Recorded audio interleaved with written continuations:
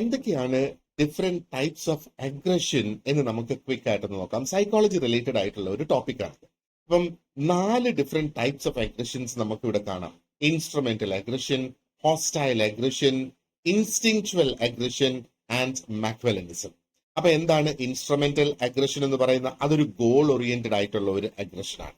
അതായത് ഹാമിങ് someone to achieve a different goal. അതിന്റെ എക്സാമ്പിളാ. അത് ദേഷ്യം കൊണ്ട് ചെയ്യുന്നതല്ല എന്ന് മനസ്സിലാക്കണം. ഒരു മനഃപൂർവ്വ ഉദ്ദേശത്തോടു കൂടി അത് ചെയ്യുന്നതാണ്.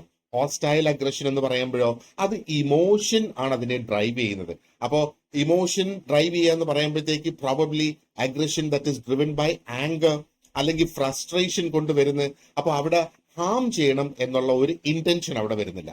ഇൻസ്റ്റിങ്ച്വൽ അഗ്രഷൻ എന്ന് പറയുമ്പോഴത്തേക്കോ അഗ്രഷൻ ദാറ്റ് ഈസ് നാച്ചുറൽ അല്ലെങ്കിൽ ഇൻബോൺ ആയിട്ടുള്ള ആ ഒരു അഗ്രഷൻ. പലപ്പോഴും ഇത് സർവൈവൽ ഇൻസ്റ്റിങ്സ്റ്റു ആയിട്ട് ബന്ധപ്പെട്ട് വരുന്ന അഗ്രഷനാണ്. ഓക്കെ. അതേപോലെ മാക്വലനിസം എന്ന് പറയുമ്പോഴത്തേക്കോ ഒരു മാനിപ്പുലേറ്റീവ് ആയിട്ടുള്ള ഒരു ബിഹേവിയറിനെ ആണ് ഇതിൽ പറയുന്നത്. എക്സാക്ട്ലി അത് അഗ്രഷൻ അല്ല, പക്ഷേ അതൊരു പേഴ്സണാലിറ്റിയുടെ ട്രെയ്റ്റ് ആണ്. അപ്പോ പേഴ്സണാലിറ്റിയുടെ ട്രെയ്റ്റ് എന്ന് പറയുമ്പോഴത്തേക്ക് someone deceives or manipulates others for a personal gain. എന്റെ ഒരു ഗെയിനിന് വേണ്ടിയിട്ട് ഞാൻ മറ്റുള്ളവരെ ഞാൻ ഡിസീവ് ചെയ്യുകയോ പറ്റിക്കുകയോ മാനിപ്പുലേറ്റ് ചെയ്യുകയോ ചെയ്യുന്നു.